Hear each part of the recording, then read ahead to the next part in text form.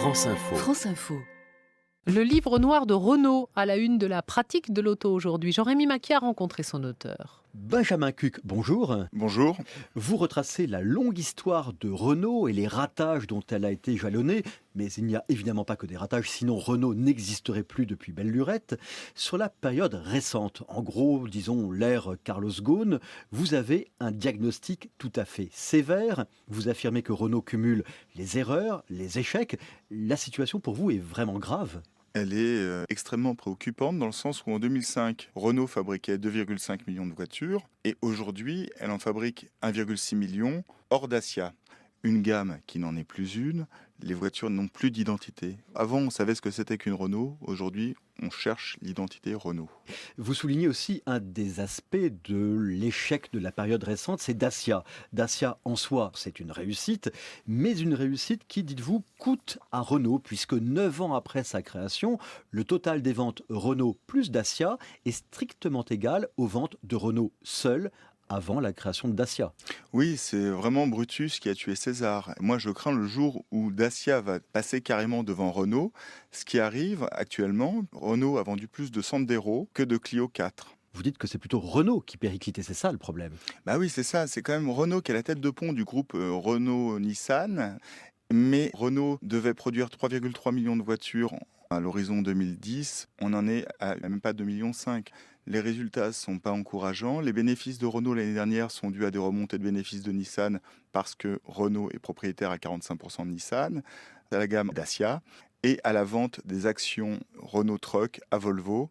Voilà ce qui a constitué l'essentiel des bénéfices pour l'année 2012 de Renault. Mais vous voulez dire que l'activité naturelle de Renault, la construction de voitures Renault, n'est plus aussi rentable que les chiffres financiers le laissent croire. Aujourd'hui, Renault s'est totalement financiarisé. C'est ça qui est paradoxal, c'est qu'on ne produit plus de voitures en France, pour ainsi dire, 450 000, 17% de la production totale de Renault. Seulement 17%, oui. Oui, alors que Carlos Ghosn dit la base naturelle de Renault, c'est la France, c'est plutôt sa résidence secondaire.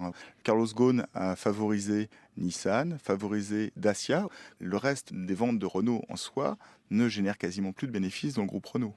Pour illustrer cette chute récente de Renault, vous parlez des lancements ratés qui se sont enchaînés depuis 4 ans. Commençons par le demi-échec de la Twingo 2. La Twingo 1 s'était vendue à 2,5 millions d'exemplaires. La Twingo 2, délocalisée, 800 000 exemplaires vendus.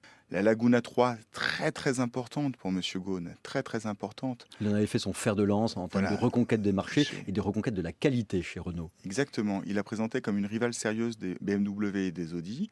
300 000 exemplaires vendus depuis 2008. 7 fois moins que la Laguna 2. La Wind, 130 000 exemplaires escomptés, 13 000 au final. Citons l'Affluence. L'Affluence, on n'en voit quasiment pas. La Koleos, 4x4 coréen, badgé français. Alors que le marché du SUV est en croissance pleine, Renault a échoué sur le SUV avec la Koleos. Quant au très haut de gamme, comme on n'avait plus Velsatis, comme on n'avait plus de projet, qu'est-ce qu'on a fait ? On a été chercher une voiture chez Samsung Motor en Corée, on l'a rebadgée Renault, on n'en voit absolument pas, personne n'en veut. Et puis, le pari sur la voiture électrique, il vous semble extrêmement risqué. C'est un peu jouer à la roulette russe avec 5 balles dans le barillet, si je puis dire. Monsieur Ghosn avait investi entre 2008 et 2012 2 milliards d'euros. La fierté, c'est d'avoir vendu 34 000 voitures. Donc vous ne croyez pas à la promesse du patron de Renault lorsqu'il affirme que la voiture électrique va sauver Renault et même redonner du travail aux usines françaises de Renault? Non, parce que Flin ne tourne pas, on ne fabrique pas des Zoé comme on fabriquait des Clio. Globalement, on l'a compris, vous n'encensez pas le patron de Renault qui a déclaré, et vous le rappelez d'ailleurs dans votre ouvrage, que Renault n'avait peut-être pas d'avenir sous sa forme actuelle. Vous trouvez que Carlos Ghosn est quelqu'un qui croit quand même assez peu à son entreprise et qui croit aussi peu en la France comme pays producteur. Je pense vraiment que la préoccupation principale de Carlos Ghosn n'est pas la marque Renault en tant que telle.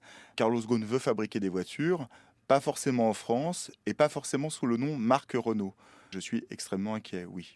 Benjamin Cuc, je vous remercie. Je rappelle que vous êtes l'auteur de ce livre noir de Renault. La pratique de l'auto à retrouver sur